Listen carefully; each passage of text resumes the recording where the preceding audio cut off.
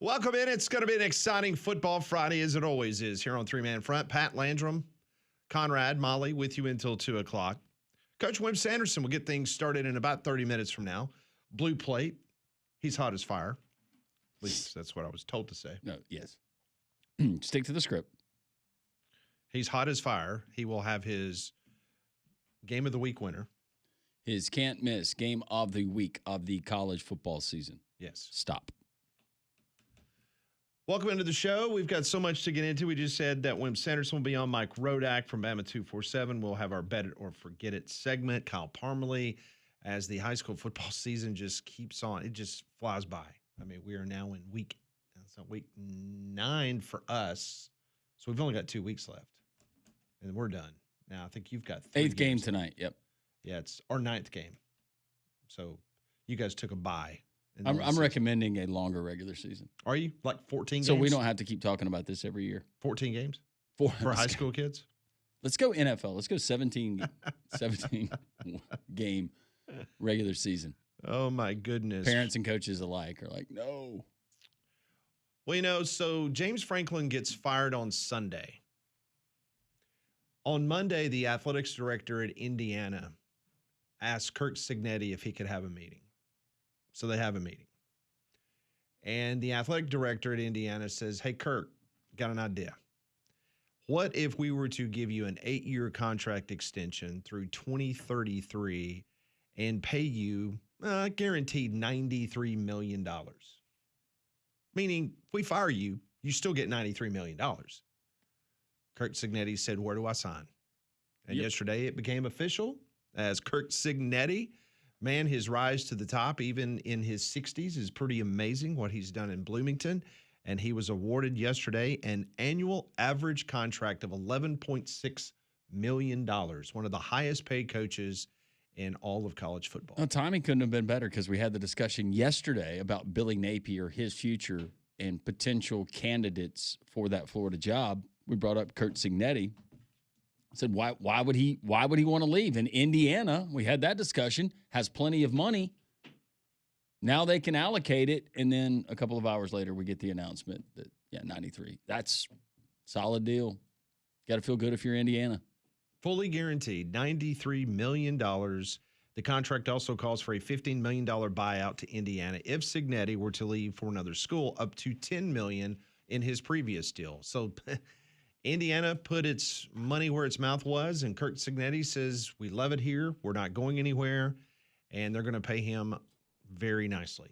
So he will be there. The craziest part about this is 5 years ago, do you know what his salary was? $180,000. 5 years ago, he was making $425,000 a year. He has now made an $11 million raise in 5 years. Yeah, it's remarkable. And then you just start wondering where James Franklin's former school, where they're going to go now. Because, I mean, Cignetti's already raised the bar to 11.6. Then you start wondering and looking around, okay, who else is on deck for a big pay raise? Because we know how this works. Yes.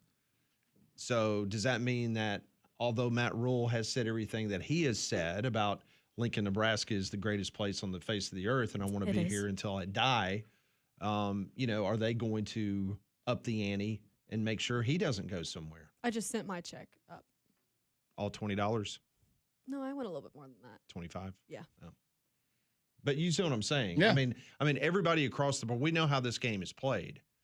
And now if you're Florida, you're sitting here, not that Kirk Cignetti was number one on their list, but now you're sitting there going, okay, we're talking about firing Billy Napier this weekend. Then Cignetti's off the board.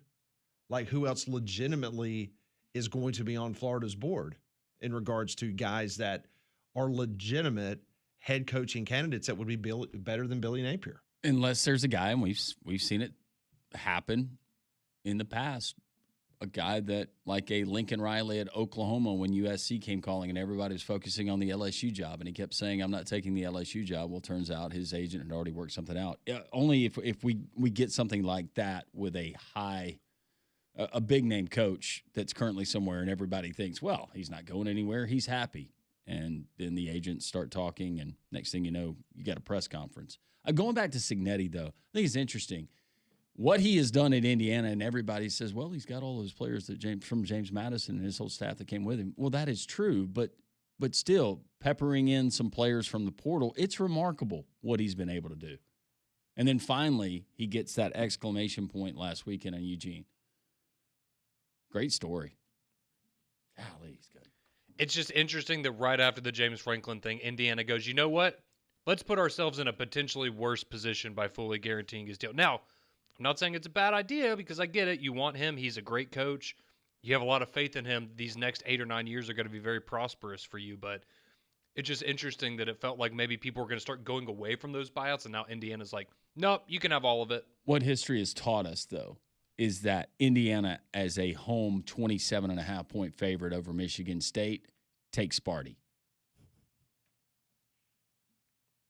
Well, the other thing it proves is that Indiana basketball has been in the toilet for many, many years, and that used to be their, that was their moniker. Yeah. I mean, that's what they were known for. So guess what? Now they have pivoted. They pivoted to football. Football school. Football is more lucrative. Football is what pays the bills because your basketball team isn't. So, yeah, I mean, this makes perfect sense for Indiana to do that. Well, we were talking about Billy Napier, and I know we had David Waters on the show yesterday, and David Waters has outstanding sources, and he told us what he thought was happening or what may not be happening. He kind of went against some of the reporting that was done earlier this week by some of the guys in Jacksonville, Florida. Well, I was reading this morning, Zach Olberverdi. He is a writer for Gators Online. It's behind the paywall there. They're an On3 site that covers the Florida Gators. I'm going to read you directly what he says about Billy Napier. He says, the timeline for a possible decision remains unclear, but this much is clear. Florida has been laying the groundwork to make an in-season coaching change and conduct a search for its next head coach this fall, according to multiple sources. Napier is unlikely to finish out 2025 if he's let go during the season. A source close to the situation told Gators Online this week, whenever a move is made, Florida is expected to put an interim coach in place for the remainder of the year. The likelihood of an interim hire taking over at Florida would consider making a change before the bye week. If Napier beats Mississippi State and keeps coaching, the next 3 games are against number 9 Georgia, Kentucky, and number 5 Ole Miss.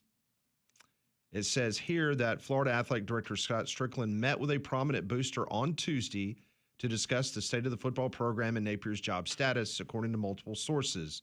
The booster expressed his desires for the future and offered his help with the process. It goes on to say that supposedly they have been vetting potential candidates to take over for Billy Napier, that job is being done as we speak. That is according to Gator Online. It says they have learned that the vetting process has already started on multiple candidates. Florida is doing its due diligence and homework to get a head start on a potential coaching search. Florida has also vetted candidates last year that they may go back to this year. I'm trying to think of who those candidates were last year. Well, I think it starts with Lane Kiffin. Well, yes.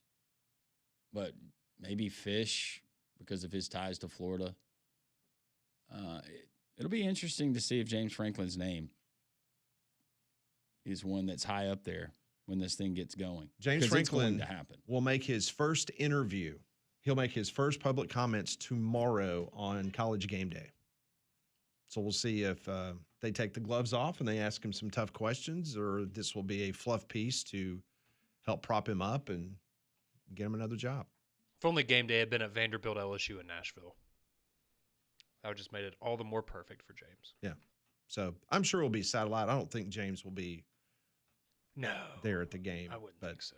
But yeah. So according to Gators Online, they are already vetting candidates. So once again, it's just a matter of when you're going to actually drop the guillotine, give them a cigarette, and do the firing squad. Because, I mean, it's going to happen.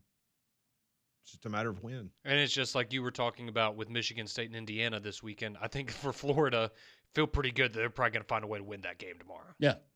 Yeah. It may not be pretty, but I feel very confident they will win. So, once again, if you missed the interview yesterday with David Waters, he gave us his side of things, which he was not poo-pooing the idea that he was not going to be fired. He was not saying that he was safe in his job. He just said that obviously his reporting did not show that there were like a whole room filled of bull gators that were sitting around trying to, a smoke-filled cigar room making side deals about what was going to happen with Florida football. It was, according to Gator Online and David Waters from yesterday, saying that it was one prominent booster that Scott Strickland did meet with. Well, Scott Strickland, just given his contract and when he's going to pseudo-retire and take on a consulting role, 2030, 2031, I don't know. I can't remember the year. But that recently announced, James Franklin probably his last hire, air quotes, because other people were – James Franklin would be his last hire. But if you're Florida, do you get a proven guy that he's going to win football games? I don't think we question that. But a guy who struggled against AP-ranked teams. Are you willing to roll the dice and go, well, maybe it's different here? But you're going to get a consistent 8, 9, sometimes 10-win coach. Well, and it's an interesting question, too, because not to start an SEC versus Big Ten debate, but the reality is you're typically playing more ranked teams in a season in the SEC than the Big Ten. So, are you banking on, well, if he has more opportunities, eventually those are going to turn into wins, or is it he's going to have more opportunities to lose those big games and it's not going to be? Oh, and the argument could be made, just people will say that. Well, he's moving the SEC, Either way. And the SEC was a lot different when he was at Vanderbilt back in the day. Yeah. I get it. Mm-hmm. But that would still win the press conference, I think, for a lot of Florida fans, getting a guy like James Franklin, as opposed to getting an Alex Golish. No disrespect to our Russian-born coach. Well, I was about to say, I think him and Summerall are great candidates. It doesn't seem like Florida would go back that route of getting somebody from a smaller – because you just did that with Billy and it didn't work out. So how are you going to sell the fan base on, let's try it again, even if that might be the best decision? Yeah, they need to plug somebody in that has got some, some gravitas. Made a college football playoff, things like that's what they're looking Got some coins in their pocket. Yeah. You got Jimbo Fisher sitting there. Yeah. Ed Orgeron's there. Two national championship winning coaches. No, I think Jimbo Fisher is waiting for Norvell to get fired, and then he will make his glorious return. He will come back. Call Mac Brown. I think Mac's a little bit long in the tooth. Don't think he's – He and Spurrier. They can alternate who's coaching what game. Yeah. So Signetti gets a big payday. Take his name off the board for any potential job opening. So we'll see what Florida has in store for their situation. The availability report last night, some good news for Alabama fans. Jam Miller is now probable.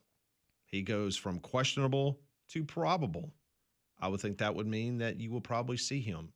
Run it down Tennessee's throat tomorrow, yes. Also probable for Alabama is Jalen Mbakwe. So those two names that have improved as the week goes on. Now, Danny Lewis Jr. is still questionable, the tight end. Also on the Auburn front, really no big change there. Now, questionable for the Tigers is Brandon Frazier. Probable is Champ Anthony. So we'll see what happens there, as does not look like either Mizzou or Auburn. Now, we already knew that Auburn, with Fields and Deese and Robinson out, that was already known. That's not going to change. But as far as everybody else goes, it looks like both Missouri and Auburn pretty healthy going into the game. Did you guys catch the NFL game last night? Yeah, caught a little bit of it. Man, I'll tell you what, that was something else. Ryan Haney and I, we were texting back and forth because we both took the Bengals last night. Oh, good.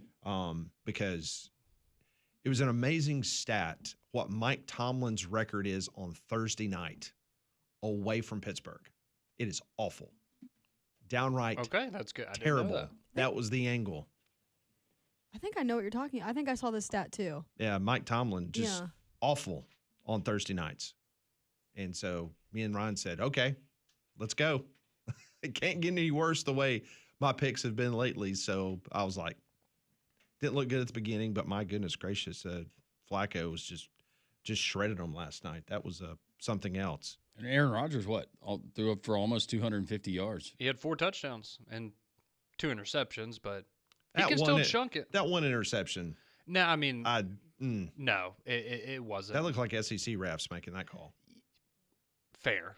I will say, and again, like it didn't count for anything, but the fact that he's 40 years old and he can still sling a 70-yard Hail Mary the way he did at the end of the game, like it's pretty impressive. Not a lot of guys can do that. Now, I don't know if they were saying this tongue in cheek or if this is an actual next gen stats, but this morning on Good Morning Football on the NFL Network, they said that was the longest pass in the air in the NFL in I think 6 seasons. Wow.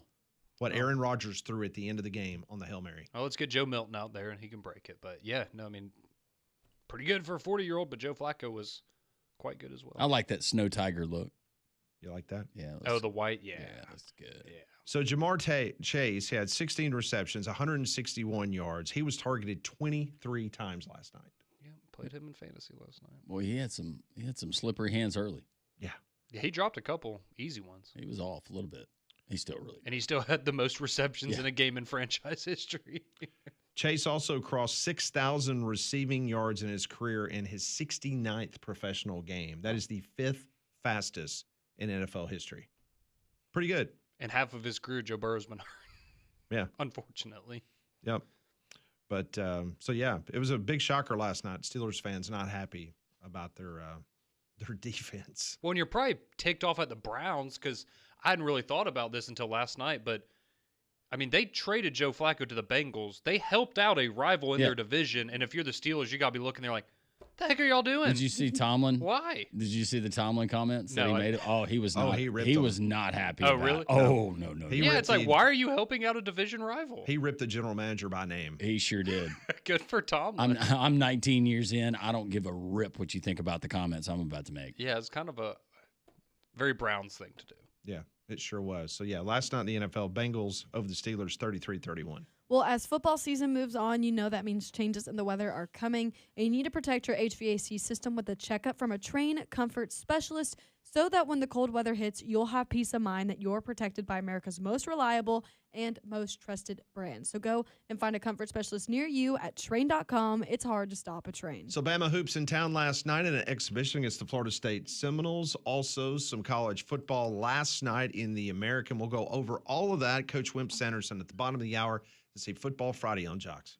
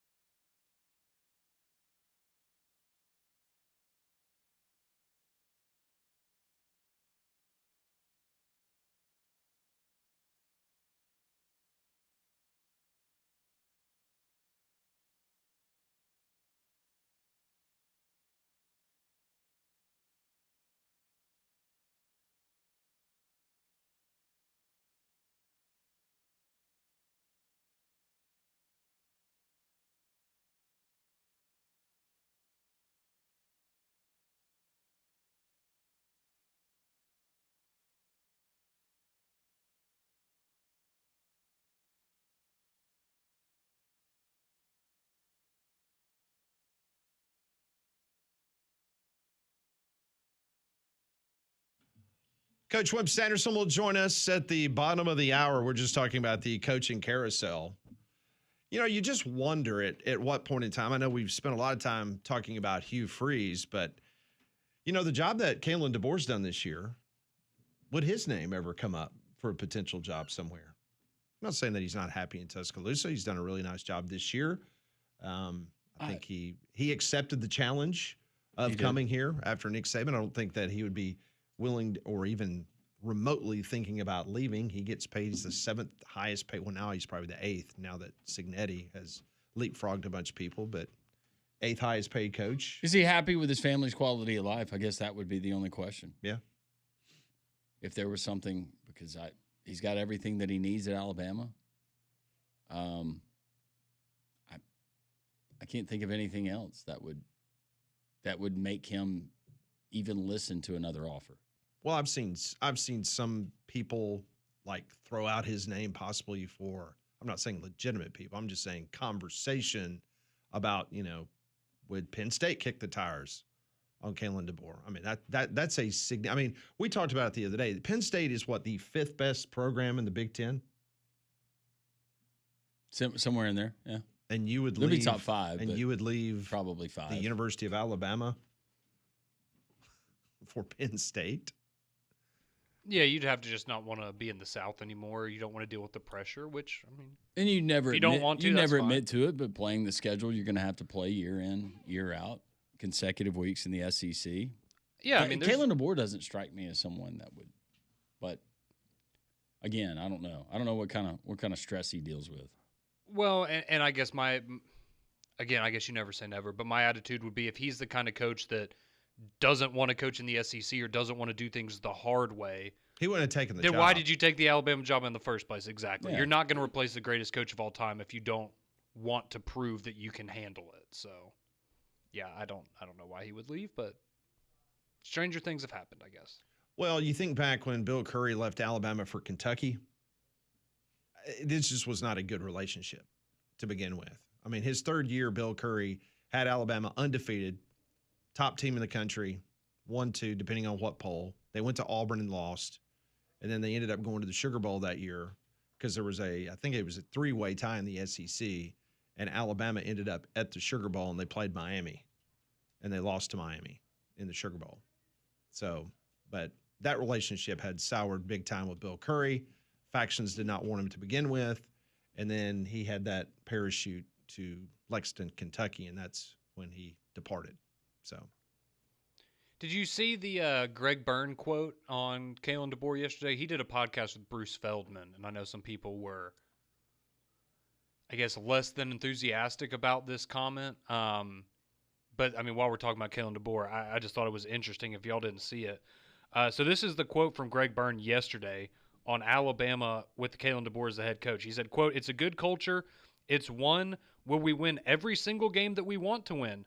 Nope. We'll lose 1 or 2 that maybe we shouldn't at some point. I'm not saying that's every year, but it's going to happen. But we'll also win some games, and we'll win those games based on the hard work and resiliency that we're showing, and that's what you've got to look at long term." also, Heather Dinich from ESPN, she was on the Pat McAfee show, Molly, is that right? And she had Yes. some interesting comments. Yeah, so this is a quote from Dinich on the McAfee show saying, "Is Kalen DeBoer happy at Alabama at the end of the season?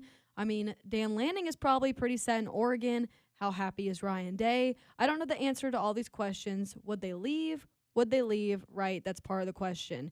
And basically, she's not suggesting that any of the coaches are necessarily candidates for the Penn State job, but basically she's saying that Penn State is open to anybody at this point and to not rule anyone out. She even mentioned Mike Elko as well. I think Elko is more realistic in my mind for that job. Why in the world would Ryan Day leave Ohio State to take the Penn State? Well, he I don't wouldn't. know. She's just throwing out, I think, guys that are at elite, high-profile programs that have. She's not listing candidates, just saying that Penn State's pretty much open to anybody. Yeah. Well, I don't see. yeah, I'm sure they would like to hire all of those coaches, Right. obviously. I don't see that program attracting a guy who's considered elite right now that's at a program like Ohio State, Alabama, Oregon, throw in some others. Hey, guess what? If Hugh Freeze gets fired, Auburn would love to hire Kirby Smart, I bet. Is he happy at Georgia? I don't know. Is he happy? That's I can't answer that question, but I bet they'd love to talk to him. I also would think that No Dan crap. Lanning is pretty good in Oregon. Yeah. I think the only time Dan Lanning would potentially look at another job would be Georgia. Let's say that Kirby gets an offer, NFL.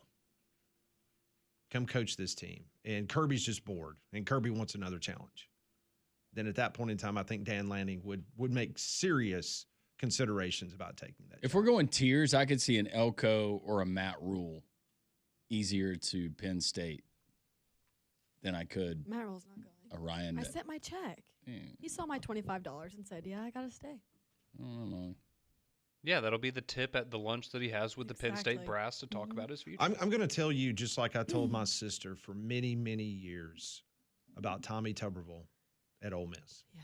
Those fans took that hook, line, and sinker that he was going to be there until he was carried out in a pine box. I kept telling her, do not listen. Do not listen. He's a liar. Every single coach is a liar. She didn't listen to me. And then all these years later, she always passed me on the back and says, I should have listened to you, because every single one of these guys, they're going to do what's best for their pocketbook. And for the fan bases that absolutely buys into what they're saying, you are a fool. Do not listen to them. That is the number one thing that I have learned since taking this job. I mean, it's that all coaches are liars. Thank you, Pat.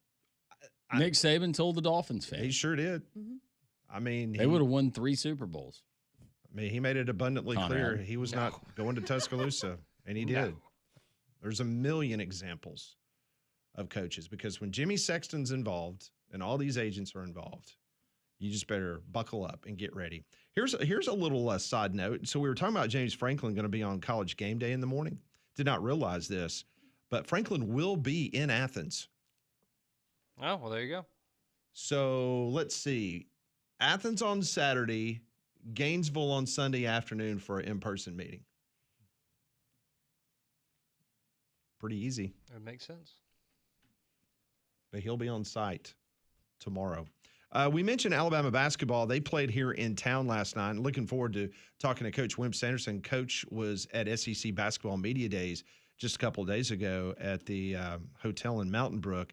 But Bama wins 109-105. Has FSU Dave, anybody heard from him? Is he okay? He's not doing well. After the Alabama beatdown of the Seminole basketball team last night? They're concentrating on softball and baseball, Pat. Are they? Both teams combined for 77 three-pointers last night. It was entertaining to watch. No doubt Oh, my about it. goodness gracious. Phylon had 28 points, Holloway 20, Mallet 13. Yeah, it was an entertaining game. Alabama wins at 109-105. So you talk about the 2 exhibition games that was held at Boutwell the night before Auburn, last night Alabama. People got their money's worth. Yeah, Both great games. Yeah, no doubt about it. So Alabama defense going to need to be a little better. But hey, you scored 109. No Latrell Wrightsell, no Jalil Bethea, no Noah Williamson. So 3 of your big name guys.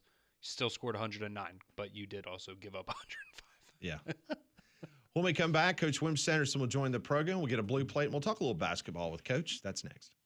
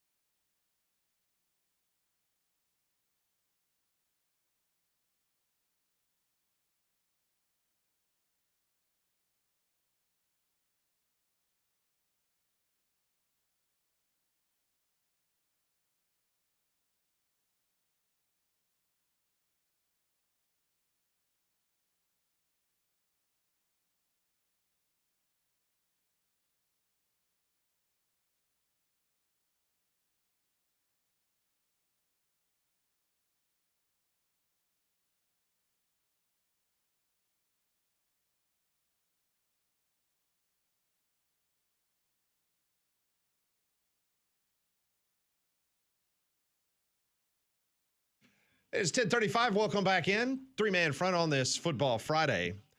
Each and every week, thanks to Craneworks, we get an opportunity to catch up with the Hall of Fame basketball coach from the University of Alabama, Coach Wimp Sanderson. Lift it, load it, grade it, grind it, move it, haul it, rig it, dig it, Craneworks, Rentalworks, yeah, the big dog's got it. Wimp Sanderson on Three-Man Front is brought to you by Craneworks. Lift it, buy it, rent it. The big dog's got it. And now, Wimp Sanderson. I faced it all.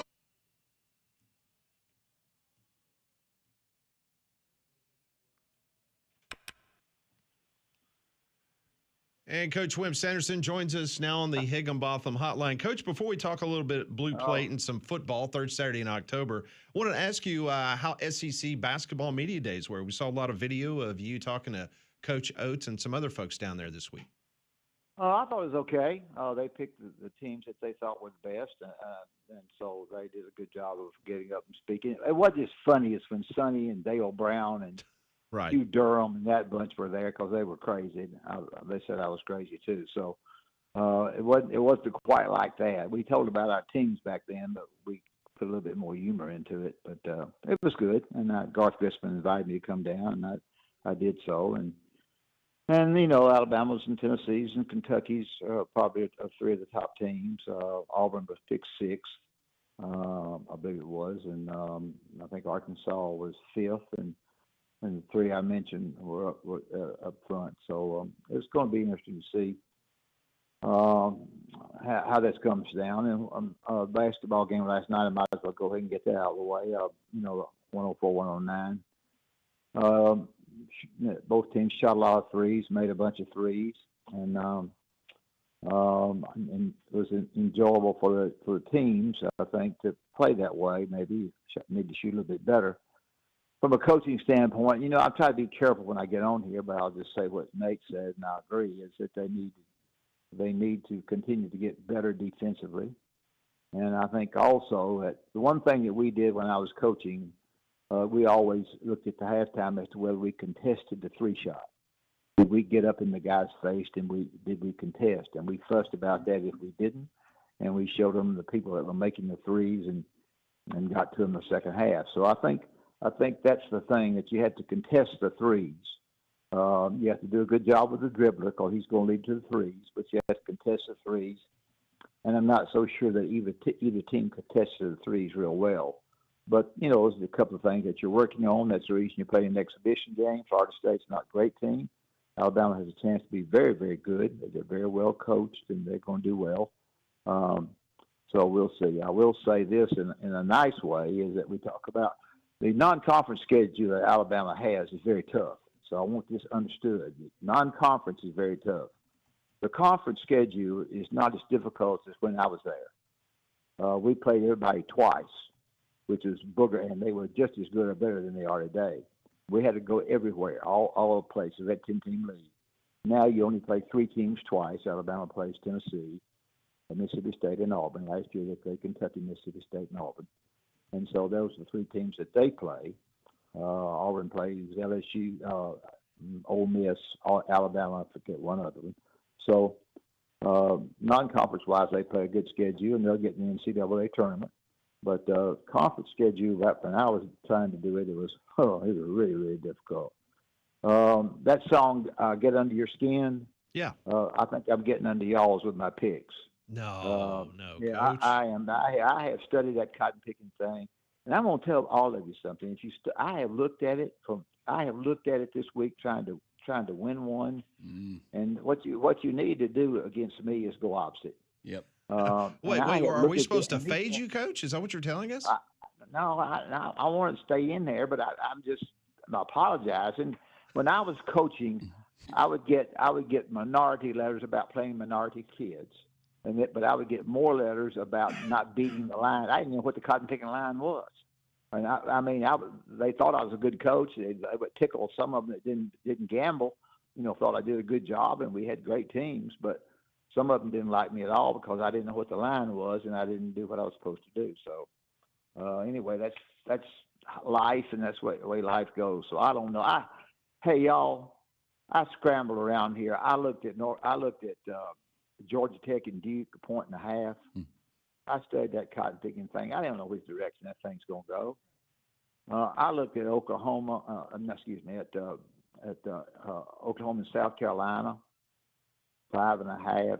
South Carolina's good at home. Oklahoma's quarterback is good and back and darn good. Tennessee didn't guard anybody at all against Arkansas. They were terrible. Bobby Petrino did a good job. He may have been bad on a bicycle or a motorbike, but he wasn't bad calling that game. And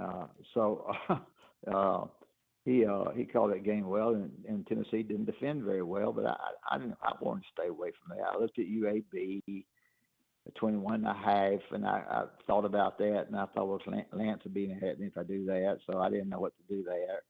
So I'll tell you in a minute who I picked, but we can talk. Another thing too I want to mention about coaches. I'm jumping around, but y'all don't care. Recruiting and scheduling are big reasons that you're successful coaching. And Florida had a terrible schedule for 2 years in a row. You may not like Billy. You may disagree with his play calling. But when he got off the hot seat by winning some games last year, and they said he was off the hot seat year before last, I said he's going to get right back on it with that cotton picking schedule he had, and he's back on it. And if things are true as they seem to be, I don't know whether they are or not, but if they are, then the schedule did it have all to do with it? No, but did it have some to do with it? Yes, it did. And they really never got a break scheduling right. Y'all want to say anything else? You can. You need to. We were just going to let you keep going. No, go ahead. I mean, just say whatever you want to say. You cut me up. What are you going to do? No, we're not going to cut you up. I did mention all those SEC games that you didn't want to touch, and we still have your blue plate that's coming up. You did not mention Missouri or Auburn. Here's what I think.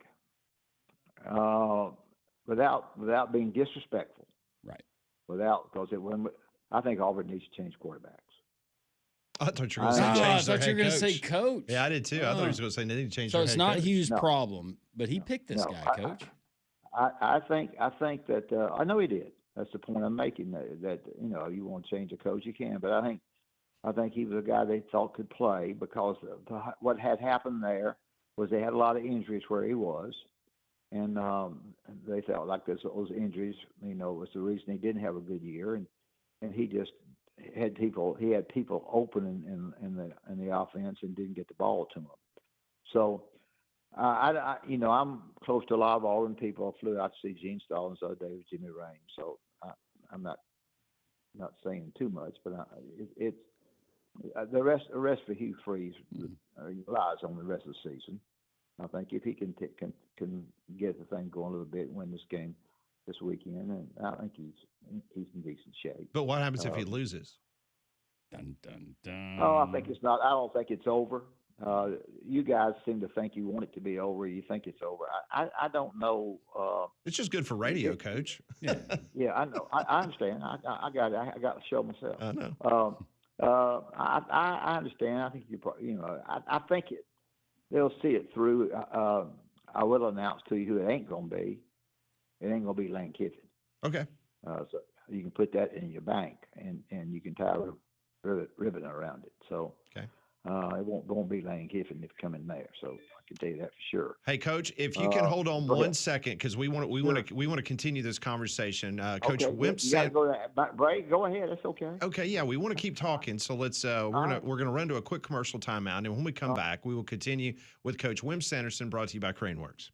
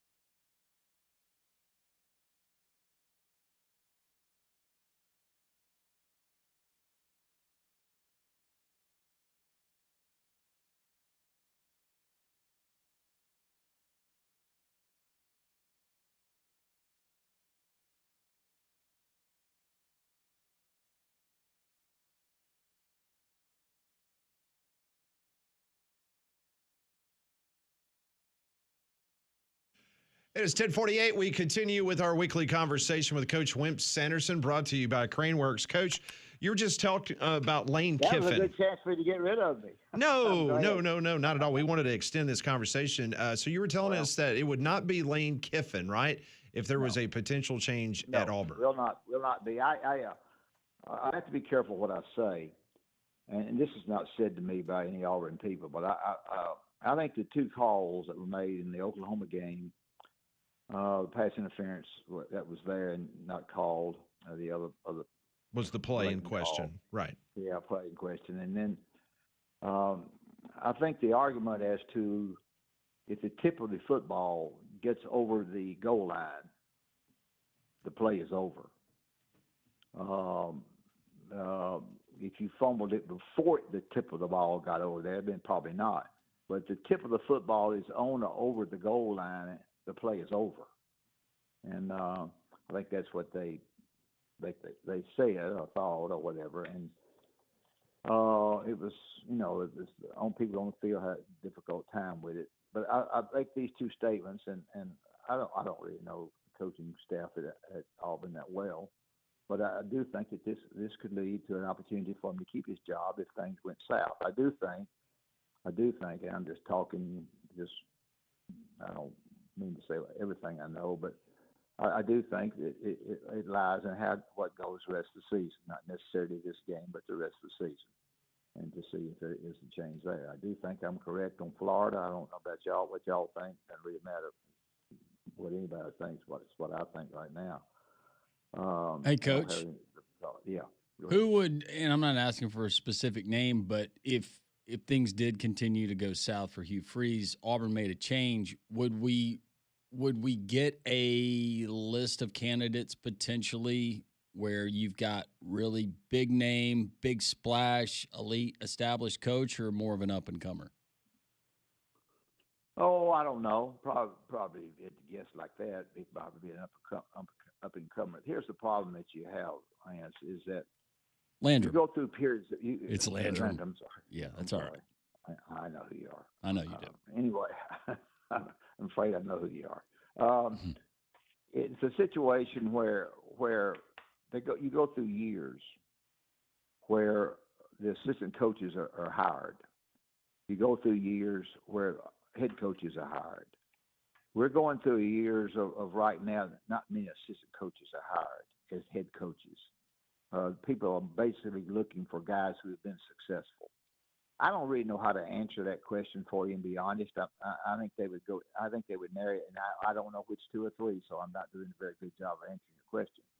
I think they would narrow it to two or three people, and they would have a committee find out in advance as to whether either one of those three would be interested in the job at a certain salary, whatever it might be, and they would go from there. I think that they would have when they interviewed the two or three people behind the scenes, they would know that one of these two or three are going to take it, and one of these two or three are people that they want. So I don't know who that is right now, but I don't think it will be. I don't think it'll be Lane Kiffin. I don't know that for sure, but I don't think it will be. So that would answer your question very good. No, you did. But you told us a lot. I think that's what's going to happen. So. Any comment about both of you about the Florida thing? You think he should be fired? Yeah, I think it's overdue. Yeah. I think that's going nowhere quick. Okay. All right. Do you agree or disagree? You coaches all stick together. You don't want to fire anybody. I don't. Yeah. I know y'all say coaches all liars and they don't fire anybody. I got all that. But two things that make you successful are recruiting and scheduling, and I guess I've already mentioned the non-conference schedule that Alabama has is very, very tough. Mine was, but my conference schedule was brutal. So anyway, we'll leave it with all that, and I'll tell you that I had a hard time figuring out what to do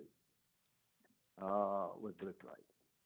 And as I said, I looked at Oklahoma today. I looked at Georgia Tech, Duke, looked at UAB, Memphis. I took North Carolina and California. That's 8.5 points.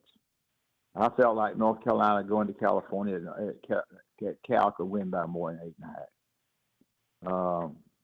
I don't know if they can. I'm sure people are listening to it who probably don't keep up with it that close and look at all the scores or turn the page on us. But that's what I thought after looking and studying everywhere I can study. I have not done well. It's the first time I've ever had a losing season. Right now, I'm 4-5.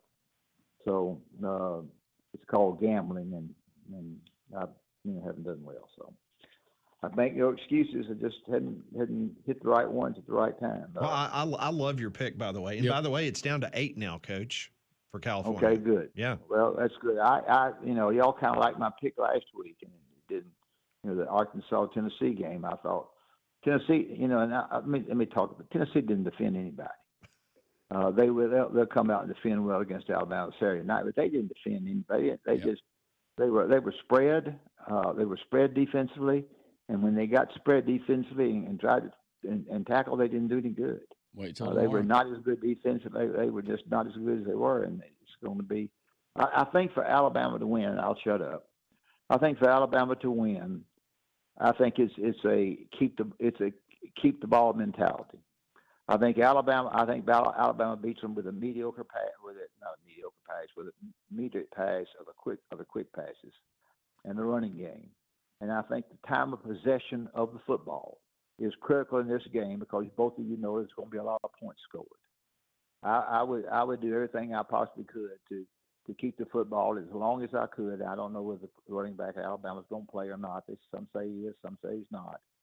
But I think time and possession of the football is the main big deal there. And if the team that holds it the most and keeps it the most has the best chance. Coach, we always appreciate it. Tell us about our good friends at Craneworks.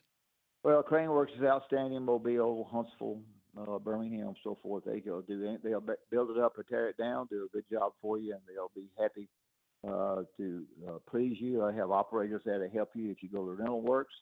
Appreciate Craneworks having me on every week, and I guess I didn't give you a whole lot of information today, but that's about all I got. You were Thanks. great. You were great, Coach. Right. Pull for those Cal Bears. All right. Yeah, I hope I get off this cotton picking loss. Okay. Thanks, Coach. Wimp Sanderson, presented by Craneworks. Speaking of Alabama and Tennessee, the game coming up, Bryant Denny tomorrow. Mike Rodak, who covers the Tide, joins us. His keys for an Alabama victory, what we could see. All of that and more. The Friday edition of Three Man Front continues right here on Jocks.